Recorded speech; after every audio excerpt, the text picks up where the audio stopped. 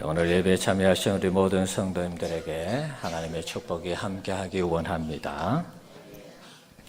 이솝 우화의 사자와 모기, 거미라는 단편 이야기가 나옵니다.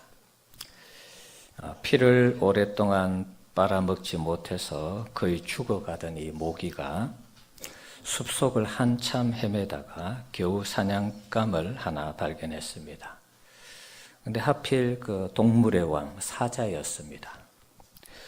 모기는 사자가 두려웠지만 더 이상 피를 빨지 못했다가는 죽을 것 같아서 용기를 내서 사자에게 돌진을 했습니다. 사자는 모기를 잡으려고 안간힘을 썼지만 너무 작고 또 날렵하게 움직여서 잡을 수가 없었습니다. 급기야 오른 앞발로 이렇게 막 치다가 그만 자기의 얼굴을 때리고 말았습니다. 어쨌든 이 모기가 사자의 몸에 딱 달라붙어서 실컷 피를 빨아 먹었습니다. 자, 그러면서 모기가 드는 생각이 뭐냐 하면 동물의 왕인 사자도 나한테 꼼짝하지 못하는구나. 그럼 이제부터 내가 이 숲속의 주인이 되어도 주인이라 해도 틀린 말이 아니겠구나. 그러면서 신이 나서 막 날아가다가 그만 거미줄에 걸려서 거미의 밥이 되고 말았다는 그런 이야기입니다. 이 이야기를 읽으면서 모기가 하나님의 은혜를 모르고 까불다가 죽었다. 이런 저는 적용을 해봤습니다. 하나님께서 모기를 작게 날렵하게 만들었죠. 사실 우리도 모기를 제대로 처리하지 못할 때가 있죠. 이 여름에 밤에 잘 때 왱왱거리면 잠도 못 자고 말이지. 일어나서 불 켜서 이렇게 보면 또 없어요. 그러다 또 자면 또 어디서 날라왔는지 왱왱거리는 그런 경험을 한 적이 있습니다. 모기가 말이죠. 하나님의 은혜로 작고 날렵하게 만들어졌는데 착각해가지고 자기가 동물의 왕을 이겼다 그런 생각해서 교만하다가 까불다가 잡혀서 거미의 밥이 된 것입니다. 우리 그리스도인들이 하나님의 은혜를 잊어버리고 내가 잘난 맛에 내가 인생을 살아간다 이렇게 착각하는 순간부터 우리 인생은 어려워지게 되는 것입니다. 영적으로 얘기하면 영적 죽음으로 달려가게 되는 것입니다. 하나님의 은혜를 잊어버리는 순간 하나님이 우리를 구원해 주셔서 하나님의 자녀 백성 삼아 주신 것을 잊는 순간부터 우리는 어떻게 보면 내리막의 인생의 길을 걸어갈 수밖에 없는 것입니다. 우리는 지난주에 허물과 죄로 죽었다. 그렇게 우리가 함께 말씀을 살펴봤습니다. 허물과 죄로 죽었던 우리를 하나님이 살리셨다. 그랬죠. 왜 살리셨습니까? 우리를 사랑해서 조건 없는 사랑으로 사랑해서 큰 사랑으로 4절에 보면 우리를 사랑해서 우리를 허물과 죄에서 살리셨다.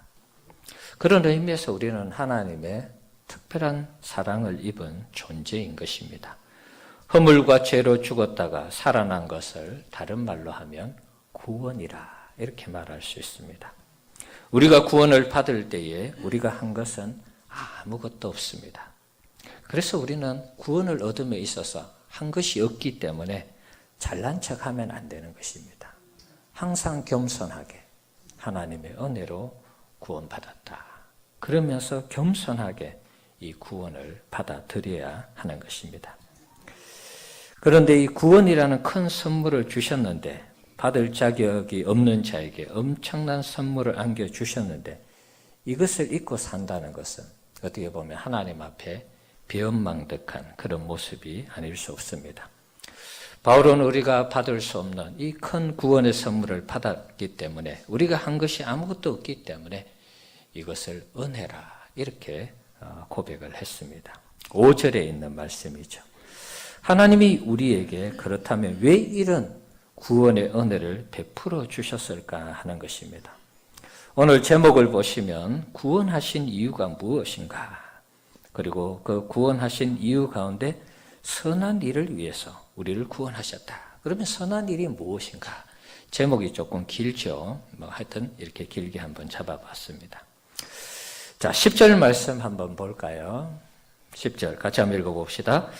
우리는 그가 만드신 바라 그리스도 예수 안에서 선한 일을 위하여 지으심을 받은 자이니 이 일은 하나님이 전에 예비하사 우리로 그 가운데서 행하게 하려 하심이니라. 아멘. 자, 하나님께서 우리를 왜 구원하셨는가? 자, 여기 보면 선한 일을 위하여 구원하셨다. 자, 선한 일을 살펴보기 전에 10절 전반부에 보면 우리는 그가 만드신 바라 이렇게 되어 있죠.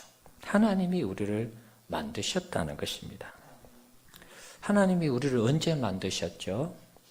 우리가 예수를 믿고 다시 어머니 뱃속에 요한복음 3장에 있는 말씀처럼 어머니 뱃속에 들어갔다 다시 나온 것도 아닌데 하나님이 우리를 어떻게 다시 만드셨는가 하는 것입니다. 이게 바로 1절에 나오는 말씀과 일맥상통하는 의미가 있습니다. 하나님이 우리를 만드셨다.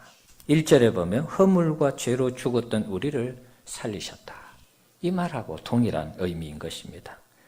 우리를 만드셨다는 것은 허물과 죄로 죽었던 우리를 다시 살리셔서 새로운 피조물로 만드셨다는 그런 뜻입니다. 8절을 보시면 우리가 구원을 받은 것이 무엇 때문이라고 되어 있습니까? 믿음으로 말미암아 구원받았다 이렇게 되어 있죠. 누구를 믿었습니까? 예수님을 믿은 것입니다. 하나님의 아들 예수님을 믿어서 우리가 구원을 받은 것입니다. 예수님은 허물과 죄로 죽었던 우리를 살리기 위해서 십자가에서 우리 대신 죽으신 것이죠. 우리가 이것을 믿을 때에 구원이라는 선물이 하나님에게서 주어지는 것입니다. 구원이라는 선물을 받는 그 순간이 우리가 거듭나는 순간입니다. 그래서 10절에서는 이것을 하나님이 우리를 새롭게 만드는 순간으로 기록을 한 것입니다. 예수를 믿는 순간이 거듭나는 순간이고 그때가 하나님이 우리를 새롭게 재창조하는 순간이라 그런 말이죠. 그래서 바울은 고린도후서 5장 17절에 우리를 가리켜서 이렇게 말씀하고 있습니다. 한번 보겠습니다. 고린도후서 5장 17절 읽어봅시다. 그런즉 누구든지 그리스도 안에 있으면 새로운 피조물이라 이전 것은 지나갔으니 보라 새 것이 되었도다. 예수 안에 있을 때, 예수를 믿을 때, 예수를 믿어 구원받을 때, 예수를 믿으면서 새로운 삶으로 거듭나는 하나님이 재창조하는 그 순간이 예수를 믿는 순간인데 그때 우리는 새로운 피조물로 태어나는 것입니다. 쉽게 얘기하면 여러분이 예수님을 나의 주님, 구주로 내 죄를 위해서 십자가에 죽으신 주님으로 믿고 받아들이고 영접하는 그 순간이 거듭나는 순간이고 하나님이 여러분을 재창조하는 순간인 것입니다. 우리가 사주팔자 얘기하죠. 예수를 믿으면 사주팔자하고 아무 상관이 없습니다. 여러분의 생년월일은 아무 소용이 없는 것입니다. 그래서 점 치는 집에 가서 여러분 사주팔자, 여러분 생년월일을 내놓고 여러분의 점을 치면 점이 나오면은 여러분은 아직도 그리스도인이 아니고 점이 내가 진짜 예수를 믿는데 점이 나오면 그 점쟁이가 가짜고 둘 중에 하나인 것입니다. 그러니까 우리는 사주팔자의 영향을 받지 않습니다. 예수를 믿는 그 순간부터 우리의 인생이 재창조되었기 때문에 어떤 귀신의 영향을 받지 않는 것입니다. 안 믿는 사람들은 손 없는 날에 이사를 가죠. 손이 뭡니까? 귀신이죠. 귀신 없는 날 정해서 이사 가는 것입니다. 우리 믿는 사람들은 아무 상관없습니다. 귀신이 있든지 없든지 아무 상관없이 이사 가십시오. 여러분 상관없습니다. 귀신이 우리에게 영향력을 행사할 수 없습니다. 왜냐하면 우리가 하나님의 자녀이고 예수를 믿는 순간부터 하나님의 성령, 하나님의 신이 우리와 함께하기 때문에 우리를 건드릴 수 없는 것입니다. 그래서 사주팔자의 영향을 받지 않는 것입니다. 우리가 예수를 믿는다는 것은 새로운 피조물로 재창조되었다. 나 그냥 그대로 예수 믿기 전이나 지금이나 똑같은 몸인데 그렇지 않습니다. 몸은 같을지 몰라도 그 속에 성령이 역사하시기 때문에 새로운 사람이 된 것입니다. 10절 말씀을 보시면 왜 그러면 우리를 새롭게 창조하셨는가? 선한 일을 위해서 창조하셨다는 것입니다. 선한 일을 위하여 지으심을 받은 자니, 여기도 또 지었다는 말이 나오죠. 선한 일을 위해서 재창조하고 새롭게 만들고 구원시켜 주시고 은혜를 베풀어 주시고 허물과 죄에서 살려주셨다. 그런 말입니다. 그럼 선한 일이 뭘까요, 여러분? 자, 선한, 헬라어로 아가도스라는 단어를 썼습니다. 일은 에르곤이라는 단어를 썼는데 아가도스 에르곤, 말 그대로 선한 일, 착한 행실, 선행, 이렇게 번역할 수 있습니다. 우리를 구원하고 재창조하고 허물과 죄에서 살려주신 은혜를 베푸신 하나님이 우리를 왜 구원해 주셨느냐? 착하게, 선하게 살아가도록 하기 위해서 그런 것입니다. 그런데 앞에 단서가 붙었습니다. 10절 말씀 보면 그리스도 예수 안에서 우리가 이 선한 행위를 위해서 지음을 받았다. 이렇게 되어 있습니다. 그래서 세상 안 믿는 사람들이 선행을 행하는 것하고 우리가 선을 행하는 이유와 목적은 다른 것입니다. 모르겠어요. 세상 사람들은 선을 행하면 착하게 살면 그것을 통해서 신이 있으면 천국 가고 천당 가고 신이 있으면 복을 주고 그런 생각을 할 수 있겠죠. 또 자기가 선한 일을 한 만큼 복을 받는다 이런 생각을 할 수 있습니다. 그런데 우리는 그렇지 않습니다. 우리는 아무것도 한 것도 없는데 구원을 받았기 때문에 예수 안에서 선한 일을 행한다는 것은 이것은 신앙의 행위인 것입니다. 하나님 앞에 받은 바 그 은혜를 가지고 선하게 착하게 살아가면서 하나님의 영광을 드러내고 세상 속에 선한 영향력을 미치기 위해서 그렇게 하는 것입니다. 자, 베드로전서 2장 12절 말씀 한번 보겠습니다. 한번 읽어봅시다. 너희가 이방인 중에서 행실을 선하게 가져 너희를 악행한다고 비방하는 자들로 하여금 너희 선한 일을 보고 오시는 날에 하나님께 영광을 돌리게 하려 함이라. 아멘. 자, 왜 우리 믿음의 사람들에게 이 선한 일이 중요하냐? 예수 안에서 선행이 중요하냐? 안 믿는 사람들이 우리의 행실을 보고 악행하다고 말하지 못하도록 하기 위해서 이 선한 일을 통해서 하나님이 영광 받으시도록 하기 위해서 우리 믿음의 사람들이 선한 일을 하는 것이 중요하다는 것입니다. 우리가 선한 일을 함으로 안 믿는 사람들이 우리를 칭찬하죠. 야, 참 예수 믿는 사람 다르다. 그 칭찬하는 순간 하나님이 영광 받으시는 것입니다. 우리가 안 믿는 사람들에게 칭찬을 받고 하나님께 영광을 돌리는 이 일이 선한 일이라는 것이죠. 예수님의 말씀을 빌리며 이 선한 일은 우리가 세상의 빛과 소금의 역할을 감당하는 것입니다. 우리 오늘 장장로님도 그런 기도하셨죠. 우리가 이 바닷물은 소금이 2%밖에 안 돼요, 정말. 그런데 그 수많은 이 육지에서 흘러나오는 그 강에서 나오는 그 모든 물들이 바다에 들어가면 정화가 되는 것입니다. 우리 상식에는 그냥 썩은 물이 계속 유입되면 이게 지구라는 이 바닷물이 다 썩어야 되잖아요.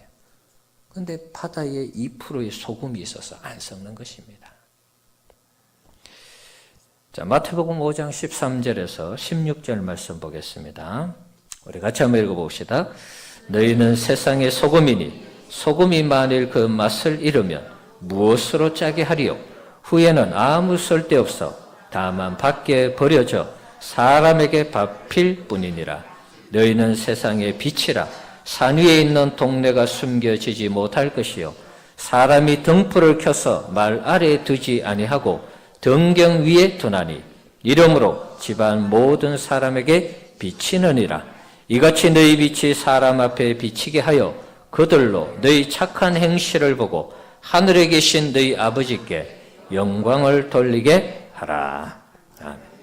우리가 선한 일을 한다는 것은 예수님은 우리 믿음의 사람들이 빛과 소금의 역할을 감당하며 살아가는 것이라 이렇게 말씀하고 있습니다. 소금이 무엇입니까? 짜게 하는 역할을 하죠. 음식을 할 때 간을 하면 다 맛깔나도록 하는 그런 역할을 하죠. 또 소금을 뿌리면 부패를 방지하는 역할을 합니다. 그렇게 우리가 살아야 된다 그런 말이죠. 세상이 썩어갈 때, 부패할 때 예수 믿는 사람들이 세상이 썩어가지 않도록, 부패하지 않도록, 부패가 만연하지 않도록 예수 믿는 사람이 해야 된다는 것입니다. 빛도 마찬가지죠. 어둠의 세력, 악한 세력, 또 어둠의 일들, 공정하지 못하고 뭔가 진실하지 못하고 속이고 이런 일들에 있어서 우리 믿음의 사람들이 빛의 역할을 해야 된다는 것입니다. 어둠을 밝히고 정직하게 진실하게 공의롭게 살아야 된다는 것입니다. 그렇게 할 때에 하나님께서 어떻게 한다고요? 아버지께 영광을 돌리게 하라. 그렇게 살아가면 하나님이 우리의 삶, 여기 이제 16절에 있죠. 너희 착한 행실을 보고 하늘에 계신 너희 아버지께 영광을 돌리게 하라. 안 믿는 사람들이 우리를 보면서 야, 예수 믿는 사람, 저 사람들 때문에 세상이 타락하지 않고 부패하지 않고 세상이 밝구나, 건강하구나, 정직하구나 이렇게 해서 사람들이 칭찬을 한다는 것입니다. 그런 의미에서 우리 기독교인들에게는 대사회적인 책임이 있는 것입니다. 선한 삶을 살아야 하는 책임, 선한 삶을 살아야 하는 의무가 있는 것입니다. 우리 그리스도인들이 세상 사람들에게 욕을 얻어먹는 것이 무엇입니까, 여러분? 안 믿는 사람들과 똑같이 행동하든지, 안 믿는 사람들보다 더 못되게 굴든지, 그래서 우리가 욕을 얻어먹는 것입니다.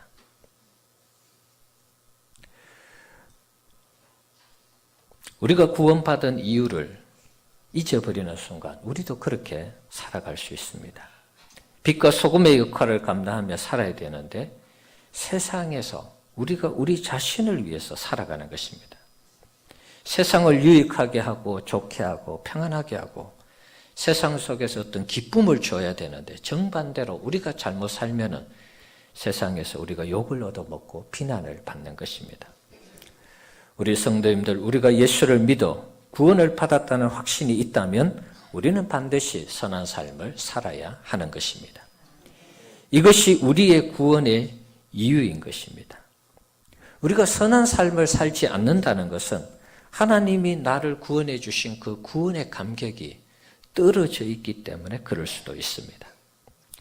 구원의 감격이 희석되어 갈수록 우리는 우리만을 위해서 살아가는 것입니다. 구원의 감격이 떨어지면 떨어질수록 내가 하나님께 받은 그 복을 가지고 선한 일을 위해서 쓰는 것이 아니라 나를 위해서만 쓰는 것입니다. 이러면 하나님의 구원이 우리에게 빛과 소금의 역할로 우리에게 역사하지 않는 것입니다. 우리는 하나님 앞에 구원을 얻음에 있어서 한 것이 아무것도 없다 그랬습니다. 그저 구원을 얻은 것입니다. 그저 하나님 나라의 놀라운 천국의 이 은혜를 누리고 있는 것입니다. 그런데 이 은혜를 모르면은 하나님 앞에서 선한 일을 위해서 우리가 살아가는 부분들이 약해질 수 있습니다. 선한 일은 그런 의미에서 선택이 아니고 필수인 것입니다. 구원의 은혜를 확신하는 사람, 구원의 사랑과 그 구원의 은혜가 내 삶을 지배하는 사람은 반드시 선한 삶을 살게 되어 있습니다. 내가 예수를 믿어 구원 얻었다. 내가 하나님의 큰 선물, 구원의 선물을 받았다. 내가 하나님의 은혜로 허물과 죄에서 다시 살아났다. 이런 고백을 한다면 반드시 선한 삶을 살게 되어 있는 것입니다. 빛과 소금의 역할을 감당하는 착한 삶이 우리 가운데 있게 된다는 것입니다. 정필도 목사님이 소개한 글 중에 백선행이라는 사람이 있습니다. 전에도 한번 소개했는 것 같은데요. 풀스토리를 한번 소개하겠습니다. 전에는 한 일부분만 소개한 것 같은데 이분은 1848년부터 1933년까지 살았습니다. 백선행 1920년도 정도에 이분이 세상에 많은 좋은 일들을 많이 했습니다. 이분이 일찍 시집을 가서 아들을 낳았고요. 16살 때에 남편이 죽었습니다. 그래서 아들 하나 놓고 16살 때 과부가 되었습니다. 주위에서 이 사람을 많이 척연히 여겼고요. 특별히 교회에서 관심을 가졌습니다. 16살 때 과부가 되었으니까 얼마나 처량하겠습니까? 그래서 교회에서 관심을 가지고 전도를 했는데 이 여성이 예수를 믿고 교회를 다니게 되었습니다. 그분이 이런 결심을 합니다. 기도할 때마다 내 나이 아직 어린데 홀로 아들을 키우려면 내 자신부터 예수님의 말씀대로 사는 길밖에 없다. 그러니 제발 예수님의 말씀대로 살아갈 수 있도록 예수님 도와주십시오. 그렇게 기도했다는 것입니다. 이 여성은 열심히 그렇게 신앙생활을 하면서 밤낮으로 삭바느질을 하면서 시댁을 돕고 아들을 양육했습니다. 바느질 하는 동안 성경 말씀을 외우고 즐겁게 찬송을 부르며 바느질을 맡기는 사람에게 감사하고 맡은 일에 대해서는 정성을 다해서 일을 했습니다. 어느덧 세월이 흘러서 시어머니도 돌아가시고 아들도 장성하게 되었습니다. 가내 공장을 차릴 만큼 돈도 어느 정도 모아지게 되었습니다. 그러다가 어느 날 남의 산자락에 묻혀있는 시어머니와 남편의 묘를 이장할 생각을 하게 되었습니다. 그래서 수소문한 끝에 좋은 땅이라 이렇게 이 거래를 추천하는 사람에게 당시에 200냥을 주고 야산을 하나 사게 됩니다.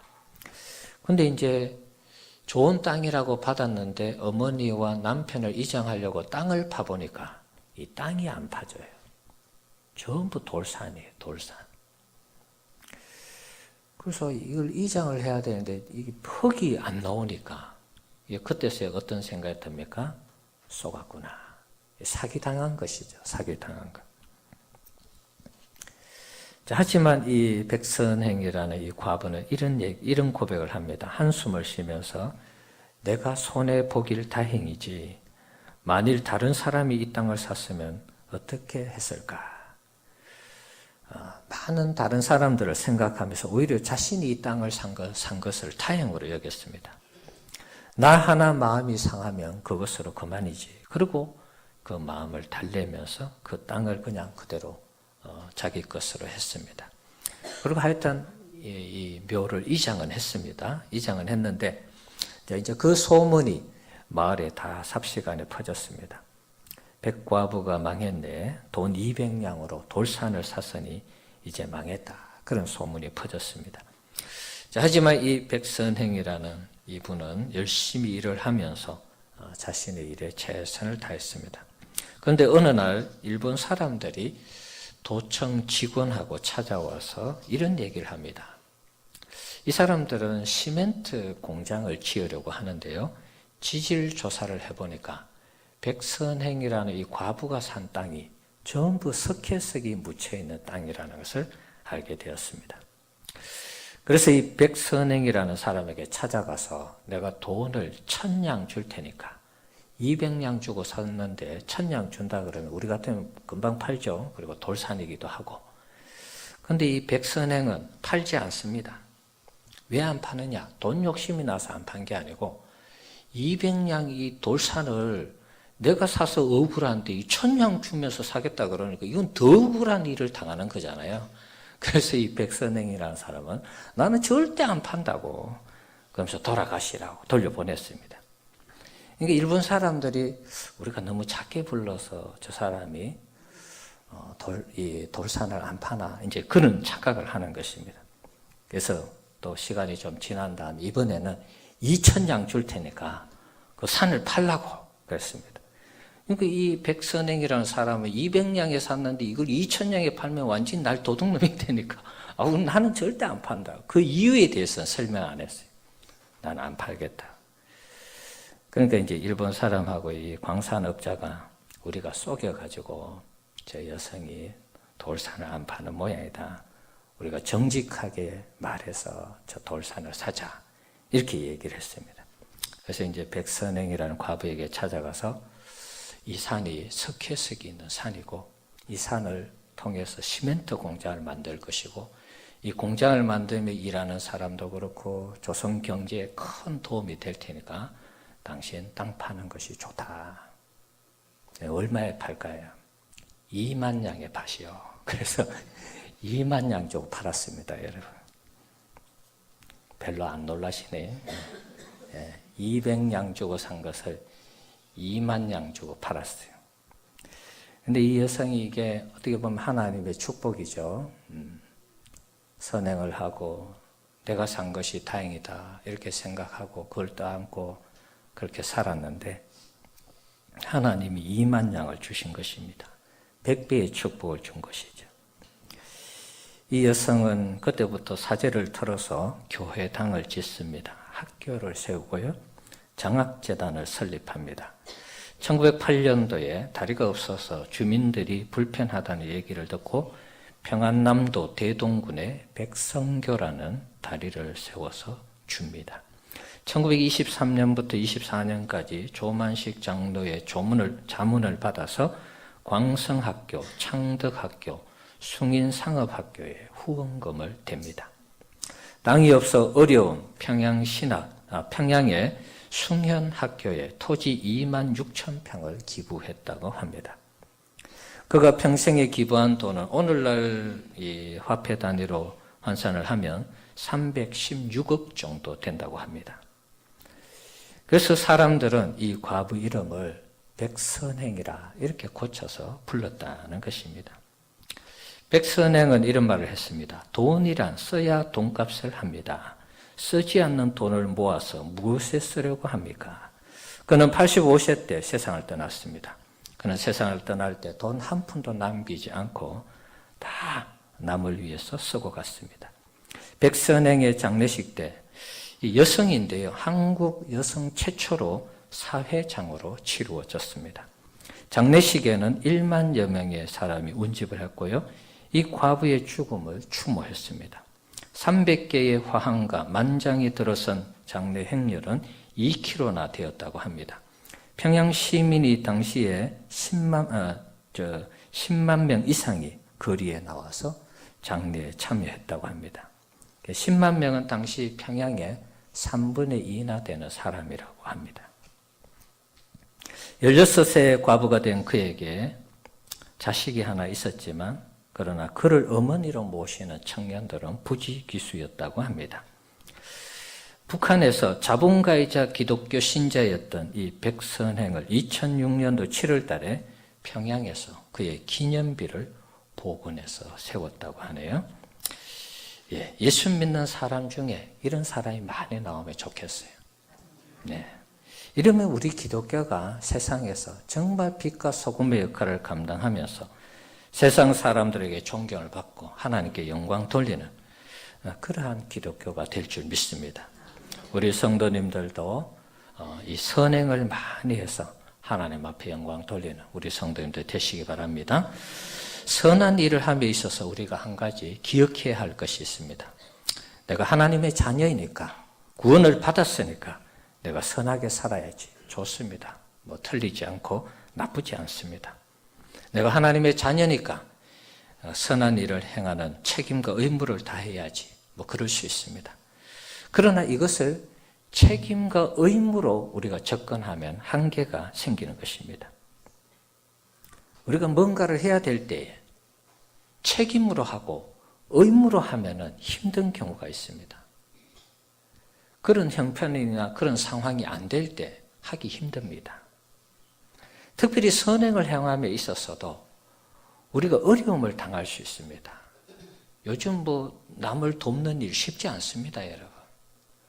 남을 돕는 일도 자세히 알아보고 도와야 되지 잘못 도왔다가는 뭐 오히려 욕을 얻어먹습니다. 도울 때도 제일 좋은 것으로 도와야 돼. 안 그러면은 오히려 비난을 받습니다. 우리가 선을 행함에 있어서 전제해야 될 것이 있습니다. 그것이 뭐냐 하면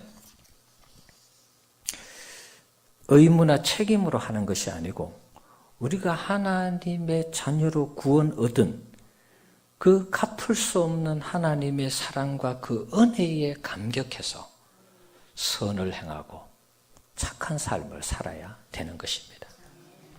하나님 앞에 우리가 구원을 얻음에 있어서 우리가 아무것도 한 것도 없다라고 그랬습니다.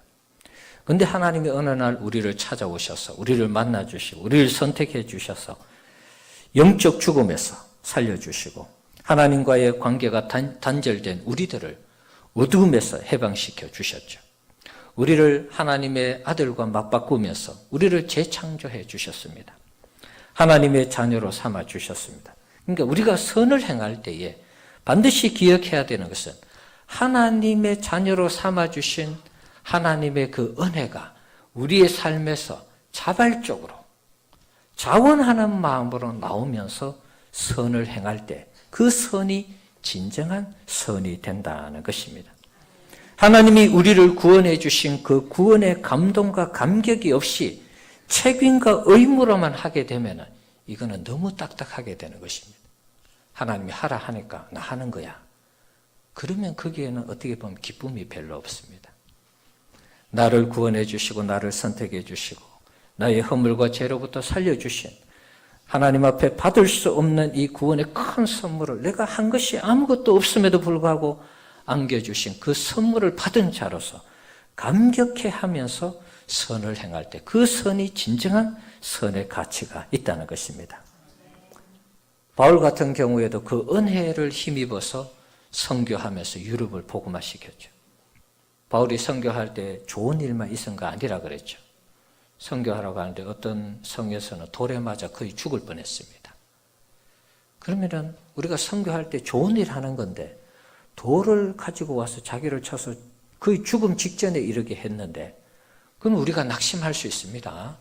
하나님께서 나를 선교사로 선택해서 이게 먼 곳에 와서 선교하는데 하나님 나를 도와주시고 누구든지 만나면 예수 믿도록 막 자동으로 막 척척척척 일이 되도록 해야 되는데 돌 들고 와서 자기를 때려서 죽음 직전까지 갔으니까 생각 잘못하면 나 이거 못하겠어. 내가 하나님께 은혜를 입었지만 내가 이 일은 도저히 못하겠어. 그러면서 중단할 수도 있습니다. 그런데 바울이 어떻게 합니까? 이튿날 툴툴 털고 또다시 선교하러 갑니다. 그게 하나님의 은혜로 바울에게 하나님의 은혜가 임했을 때 나타나는 자원하는 자발적인 헌신과 선교인 것입니다. 우리가 어떤 선을 행할 때도 마찬가지입니다. 선을 행하다가 우리가 낙심할 때가 있습니다. 우리를 때로는 비판할 때도 있고 공격할 때도 있습니다. 당신이 얼마나 잘났으면 나를 이렇게 뭐 도와주냐 이런 식으로 얘기를 들을 수도 있습니다. 그럴 때 실망할 수 있죠. 그런데 그런 얘기도 내 안에 구원의 감격이 차고 내 안에 하나님의 사랑이 충만해서 내가 하나님의 자녀와 백성이 될 자격이 없는데 나 같은 사람을 하나님의 자녀로 백성으로 구원해 주셨다는 그 감격과 감동이 충만하면 그런 얘기를 들어도 그냥 흘려버리는 것입니다. 그럴 수 있구나. 뭐 이해하는 것이죠. 그리고 또 선한 일을 하는 것입니다. 그래서 우리가 선을 행할 때에 책임과 의무는 있지만 그렇게 해서는 안 된다는 것입니다. 하나님께 받은 그 은혜와 그 감동을 가지고 자원하는 마음으로 자발적으로 할 때 그 선행이 진정한 가치가 있는 것입니다. 우리 사랑하는 성도 여러분, 우리가 은혜로 구원받은 것, 하나님의 놀라운 구원의 선물을 받은 것 모두 하나님의 은혜이고 사랑임을 기억하시기 바랍니다. 이 사실을 늘 기억하고 그리스도인으로서 선한 일을 위해서 우리 자신을 마음껏 하나님께 드리는 우리 모든 성도님들 되시기를 주님의 이름으로 축원합니다. 디모데전서 2장 10절 말씀 한 절 읽고 마치겠습니다. 우리 같이 한번 읽어봅시다. 오직 선행으로 하기를 원하노라. 이것이 하나님을 경외한다 하는 자들에게 마땅한 것이니라. 선을 행하는 것이 하나님의 자녀로 마땅한 것인데 하나님의 구원의 감동으로 감격으로 하자는 것입니다. 같이 한번 기도하겠습니다.